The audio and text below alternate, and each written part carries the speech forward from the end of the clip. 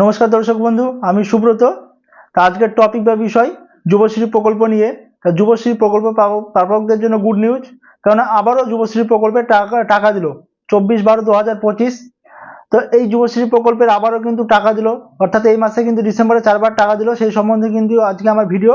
তা welcome my YouTube channel government update. প্রতিনিয়ত government update পেতে এবং সরকারি প্রকল্পের আপডেট পেতে আমার চ্যানেলটিকে অবশ্যই সাবস্ক্রাইব করুন এবং পাশে থাকা বেল নোটিফিকেশনটা অন করে রাখুন, তাহলে আমাদের ভিডিওগুলো দ্রুত আপনাদের কাছে নোটিফিকেশনের মাধ্যমে কিন্তু পৌঁছে যাবে। আর যারা প্রথম আমাদের চ্যানেলে ভিডিওটি দেখছেন তাদেরকেও বলবো চ্যানেলটি সাবস্ক্রাইব করে রাখতে, তাহলে আপনারা কিন্তু ঘরে বসে নিজের ফোন থেকে আমরা যেসব নিত্য নতুন আপডেটগুলি দিতে থাকি সেগুলো কিন্তু দেখতে পারবেন এবং অতি সহজে জানতে পারবেন। তা যুবশ্রী প্রকল্প বা যুবশ্রীর প্রকল্পে যারা ভাতা পান তাদের জন্য গুড নিউজ, কেননা তাদের 5 থেকে 6 মাসের যে টাকাটি বাকি ছিল সেটা কিন্তু, অর্থাৎ ডিসেম্বরে কিন্তু 4 মাসের টাকা কিন্তু ইতিমধ্যেই চলে এসেছে। কেননা আজকে আবারও টাকা দিল। আপনারা দেখতে পাচ্ছেন 24/12/2025 সালে কিন্তু 4টে কিস্তি কিন্তু ডিসেম্বরে কিন্তু চলে আসলো। যারা যুবশ্রী প্রকল্পের ভাতা পান তারা কিন্তু অধীর আগ্রহে বসেছিলেন।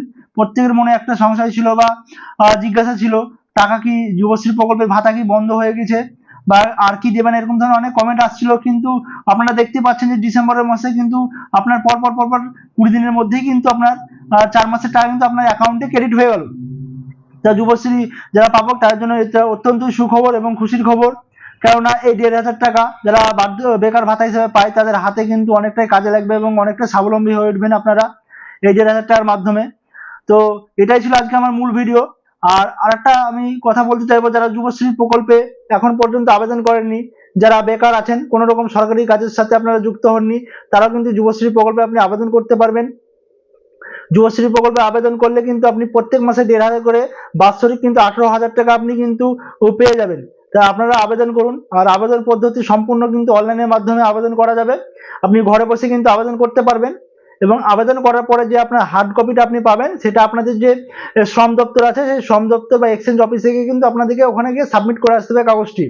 তাই এইটুকুনি প্রসেস, এই সেম প্রসেস আপনি অবলম্বন করুন। এবং যে ফর্মটি আছে এবং রাজ্য সরকারের কিন্তু এটা একটি জনমুখী প্রকল্প, কারণ এই প্রকল্পের অধীনে প্রায় আপনার 12 লক্ষ ছেলে কিন্তু ইতিমধ্যেই টাকা পাচ্ছে। আপনিও নামটি রেজিস্ট্রেশন করান, তাহলে কিন্তু আপনিও 1,500 টাকা করে কিন্তু প্রত্যেক মাসে পেয়ে যাবেন। দেখতে পাচ্ছেন এই মাসে 24/12/2025 তারিখে কিন্তু আবারও টাকা ক্রেডিট হলো। তা আপনারা অতি সত্বর আপনাদের যে ওয়েবসাইট আছে যুবশ্রী প্রকল্পের, সেই ওয়েবসাইটে এসে আপনারা ফর্ম ফিল আপ করুন। আপনি কিন্তু 8 পাস হলেই কিন্তু আপনি আবেদন করতে পারবেন। এবং আবেদন করার জন্য আপনার 8 পাস সার্টিফিকেট লাগবে, ভোটার কার্ড লাগবে, আধার কার্ড লাগবে, ব্যাংক অ্যাকাউন্ট লাগবে এবং 1 কপি ছবি লাগবে। আর আপনার যদি কোনো এক্সট্রা কারিকুলাম বা যোগ্যতা থাকে সেটা আপনি সাবমিট করতে পারবেন এবং আপনাদের যে এক্সচেঞ্জ অফিসার বা যে শ্রম দপ্তর আছে সেখানে আপনি সাবমিট করুন।